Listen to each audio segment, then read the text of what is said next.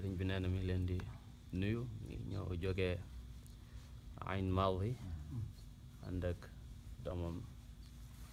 Sidi Mouhamadul Bachir mu présenté wu mu ne moom mi ngi tudd Ahmed doomi Abdul Malik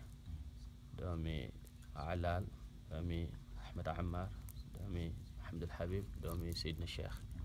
Ahmed Tijani qaddasallahu asrarahu. وطبعا المواضيع كثيرة لا أعرف بالضبط ما هو الموضوع الذي أتناوله،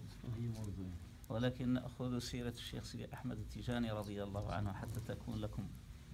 فرصة للتعرف عليه، لأنكم تحبونه كثيرا كثيرا كثيرا، والبعض منكم لا يعرف تاريخه أو يعرف تاريخ موجز، يعني فقط الشيء القليل عنه. wax li ñu war a waxtaane bari na, xamul ci ban thème la war a waxtaane, waaye Cheikh Abdoulaye nee na thème bu mu waxtaanee baax na, ba tax na nee na mi ngi tànn rek waxtaan ci taarixu Cheikh na Tijaani radiyallahu taala anhu. xëy na ñëpp bëgg nañ ko, loolu mooy dëgg, waaye duwul ne ñëpp ko xam. bu dee sax ñenn ñi xam nañ ci moom xëy na xam-xam wala ci taarix boo xam ne taarix résumé lay doon.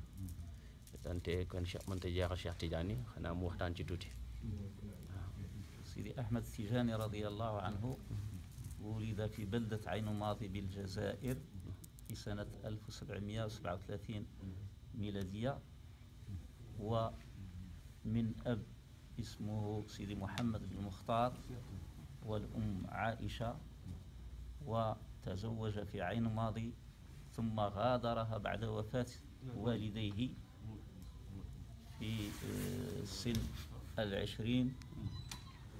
وخرج من عين ماضي وهو مفتيا ومدرسا للشريعة الإسلامية قاصدا فاس للتعلم أو لمزيد من العلم. نحن شيخنا التجاني رضي الله تبارك وتعالى عنه mi ngi juddoo ci dëkk bu ñuy wax Ayn Maadi ci Aljazair ci atu 1737 ci miladiya, muy tombeek 1150 ci hijriya, ci jógee ci ñaari wayjur yu baax. baayam mi ngi tuddoon Seydi Mohamed ibn al Mukhtar ibn Salim, baayam mi ngi tuddoon Seydi Mohamed ibn al Mukhtar, yaayam mi ngi tuddoon Lalla Aïcha as-Sanusiya qaddasallahu asrarahuma. mu jàngee fa, màggee fa, xamee fa, takkee fa soxna. yàlla dogal ay wayjuram génn àdduna bi mu amee fukki at ak juróom benn. gannaaw ga nag ci la laxas jëm Faas, fekk booba nee na mi ngi am ñaar fukki at, ngir xamlu ak xamle, waaye surtout ngir yokk xam-xamam. وبعد عين ماضي ذهب قاصدا فاس قلنا للتعلم لأخذ العلم، والتقى بالكثير من العلماء وكثير من الأقطاب، وناولوه أو أعطوه الأذكار والأسرار. nee na it tamit wax na ci lim njëkk a wax sax ne bi muy génn dafa génn en tant que mufti, génn en tant que expert en charia, waaye génn it ngir dajeek boroomi xam-xam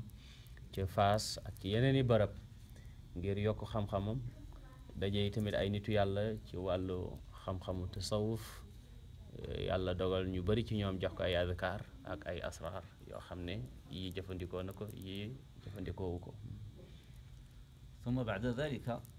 رجع إلى الجزائر قاصدا مدينة اسمها الأبيض سيد الشيخ، وهي قريبة من شلالة وقريبة من سيدي أبي سمغون. nee na gannaaw ga dellu siwaat na Algérie jëm ci barab bi ñuy wax Sidi al Abyad Sidi Cheikh, fi nga xam ne jege na Challala, ni ngeen ko xamee ci taarixu Cheikh Tidiane qaddasallahu asrarah. ثم بعد ذلك درس طبعا في الأبيض سيد الشيخ 5 سنوات شريعة والحكم والسيرة إلى آخره. ثم بعد ذلك كان يبحث عن شيء آخر، وبالتالي بدأت رحلته الطويلة التي دامت 41 سنة. nee na gannaaw gi niñ ko xamee bi mu nekkee al Abyad Sidi Cheikh doon na fa jàngale lu mat juróomi at. mu génnee fa nag continuer tukkeem bu gudd boobu nga xam ne nee na dina jël lu mat ñeent fukki at ak benn ci dundam ndax leneen la doon wut moom Cheikh Tidiane. فنوى القيام بمناسك الحج وبالتالي فبدأ بالجزائر ثم ذهب إلى تونس في مدينتها سوسة وتونس العاصمة فدرس العلوم في تونس ودرس العلوم كذلك في الزيتونة ثم بعد ذلك قصد مصر مرورا بالبحر طبعا عن طريق الباخرة ووصل إلى مصر والتقى بقطب هناك اسمه سيدي محمود الكردي وأعطاه من الأسرار ما أعطاه وتبادل العلم والأسرار كذلك ثم ذهب بعد ذلك من مصر ذهب إلى الحجاز حيث قام بمناسك الحج والتقى بعلمائها ومن بينهم الهندي سيد محمد الهندي الذي لم يلتقي معه مشافهة ولكن تم الاتصال بالمراسلة اتصال عن طريق الوسيط وتبادل أسرارا عظيمة ثم بعد ذلك قصد زيارة جده سيد الوجود صلى الله عليه وسلم فزاره وأخذ بركته والتقى بعالم من صلحاء المدينة طبعا وهو عالم وقطب وهو سيدي عبد الرحمن السمان الذي بشره بأنه سوف يكون قطبا جامعا. naka noonu bi mu jógee foofu ci rexlaam yëg ak ci gëstoom yëg ci jàngale yi mu yéene aji baytullahil haram ci yoonam nag jaar na barab yu bari jaar na Tunis capitalu Tunisie jaar Suusata di fa jàngale xeeti xam-xam yu bari rawatina tafsirul Qur'an ak alxikam al ataiya libni ataillahi Sakandari rahmatullahi alayhi gannaaw gu dem na ba Misra fekk fa Sidi Mahmoud al Kurdi nee na mu jox ko fa ay mbóot ñu weccee wante fa xeeti xam-xam mu amit mbégale yu mu ko jox gannaaw ga jógee na fa dem Xijaaz ngir taxawal farataay aj bi mu demee Xijaaz it desee na fa ak borom xam-xam yu bëri biir Xijaaz waaye daje bi ci gën a ràññeeku muy daje bu dul daje physique muy daje Sidi Abul Abbas Sidi Ahmad al Hindi muy yónnee wanteeg moom mu xamal ko ne ko moom Cheikh Tidiane yi moom mooy doon mbootam te moom dina génn àdduna ñaar fukki fan ci weeru tabaski ñun ñaar nag amuñu ndigal daje ci aalamul jismaani yi mënuñoo daje waaye bu ma fi jógee di nga dajeek beneen nit yàlla boo xam ne xutbu la te ma nga ca Madinatul Munawara en effet loolu bi nga xam ne Cheikh na Tidiane pare na ajam mu dem Madinatul Munawara ziyaare maamam yonent yàlla Muhammad sallallahu alayhi wa sallam dajee fa ak alxutbu Seydi Abdul Karim al Sammaan mu nekkoon tamit xutbu di aalim di nitu yàlla bu mag mu jox ko fa moom it ay mbégale yu koy wane ne Cheikh Tidiane dina nekk xutbu waaye du nekk rek xutbu ka saayir al aqtaab walakin yakunu xutban jaamian xutbu la boo xam ne buy mbooleem xeet yi mbóot ak maarif yu xutbaaniya bi fa jógee mu delluwaat Misra bi mu fa jógee nag ci la war a ñibbisi ci yoonam bi muy ñibbisi nag ci la jaar Égypte. ثم بعد ذلك مر بمصر والتقى بسيدي محمود الكردي وبشره هو كذلك بمرتبة ثم بعد ذلك كانت العودة بعد طبعا أن أخذ من الأذكار ما أخذ وأخذ من الأسرار ما أخذ ولكن هذا طبعا لم يقنعه فقصد الذهاب إلى تلمسان بالجزائر لأنها قريبة من الحدود المغربية ثم بعد ذلك دخل وجدة ووجدة هي أول مدينة في المغرب وهنا التقى مع سيد الحاج العربي برادة الذي سوف يكون خليفته ويكون كذلك كاتب جواهر المعاني بإملاء الشيخ سيدي أحمد التيجاني. nee na bi mu jógee foofu jaaraat Misra fa la ko Sidi Mahmoudul Kurdi joxe ijaaza ci xalwatiya jox ko it mbégale yu bari xam ngeen ne moom bi mu koy njëkk a gis rek li mu ko njëkk a wax mooy yow ku yàlla bëgg nga ci àdduna ak ci àllaaxira Cheikh Tidiane ne ko noo ko xamee mu ne ko sama borom moo ma ko xamal Cheikh Tidiane sax wax na ko ne ko man gis naa la fekk maa ngi Tunis nga ne ma yow da ngay soppi përëm def ko wurus mu ne ko dëgg la dama koy def te dinaa la ko def. Gannaaw ga bi mu ko joxee ijaazat yi mu ko jox mu génn foofu jaar na nee na Tilmisaan bi mu jógee foofu tamit di dem di ziyaare ji Faas jaar Wujda mooy dëkk bi ngay njëkk a dugg ci booy dugg Maroc. foofu nag ca la taseeg xalifaam bu mag boobu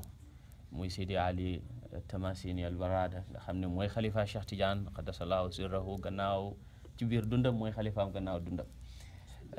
Ndax moo fi njëkk a jógee Cheikh Tidiane te terewul Cheikh Tidiane nee na amul benn mbóot buy jógee ci moom jëm ci kumu lu dul ci Sidi Ali Harazimul Barada lay jaaree muy xalifaam waaye nekk tamit di aminul asraram di wóoluwaayu mbóotam ndax jawaahirul maani bi nga xam ne mooy marjoo tariqa bi gën a mag moom Sidi Harazim moo ko bind te Cheikh Tidiane moo koy dicté wala tontu yi nga xam ne Cheikh na Tidiane tontu na ko lettre yi nga xam ne bind na ko njàngale yi nga xam ne jàngale na ko ci hadis al Quran la ci boole muy jawaahirul maani foofu la taseek moom Cheikh Tidiane qaddasallahu sirrahu. بعد ذلك قصد فاس لكن الأمور تغيرت وخطر بال آخر للشيخ سيدي أحمد التيجاني فرجع مرة أخرى لم يذهب إلى فاس بل رجع إلى الجزائر حيث قصد مباشرة مدينة صغيرة اسمها الشلالة القبلية وليس الشلالة الظهرانية ثم بعد ذلك مكث فيها 3 سنوات وذهب إلى قصر سيدي أبي سمغون. وقصر سيدي أبي سمغون أولا نسبة لولي كان قبل سيدي أحمد التيجاني اسمه سيدي أبي سمغون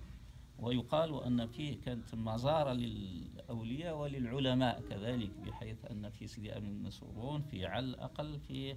40 واليا مدفونين في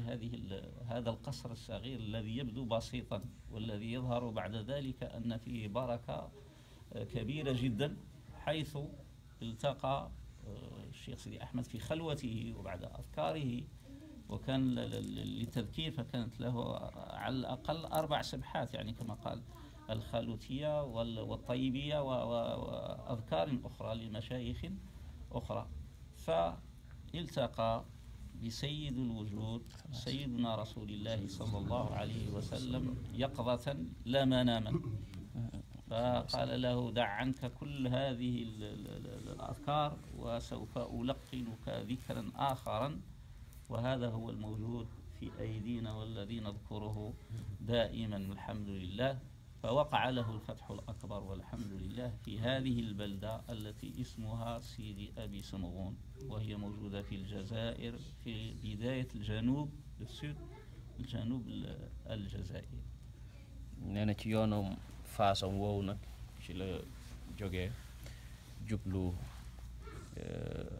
dëkk bu ñuy wax Challala Sidi al Abyad Sidi Cheikh jublu fi ngeen di tuddee tey Abu Shamghun ci côté qabliya bi ci kanam waaye nekkul ci Zahraniya comme ni ko ci gannaaw ni ko ñenn ñi di taarixale foofu nag ci diggante boobu ci xalwaam gu rëy googu ci barab bu màgg boobu nga xam ne nee na ki ngeen dégg ñu naan Sidi Cheikh dafa nekkoon ak Sidi Abu Shamghun ay nitu yàlla la woon bu mag buñ fa suul mu nekk nitu yàlla bu jiitu jamono Cheikh na Tidiane nee na barab la bu xam ne barabu borom xam-xam yi la barabu waliyu yi la ndax nee na lu mat 40 ci ay borom xam-xam wala ci ay awliya suul nañ leen fa kon nag barab bu am barke la. Cheikh Tidiane it di koo xam ne wut yàllaam ngi tayalu ci woon ndax lu mat 40 wala lu ko jege ci ay kurus jël na ko maanaam ci ay tariqa yu bokkul moo xam wazaniya la moo xam xalwatiya la wala yeneen ci ay turuq ba ci qaadiriya ak nasiriya ak yu ci bari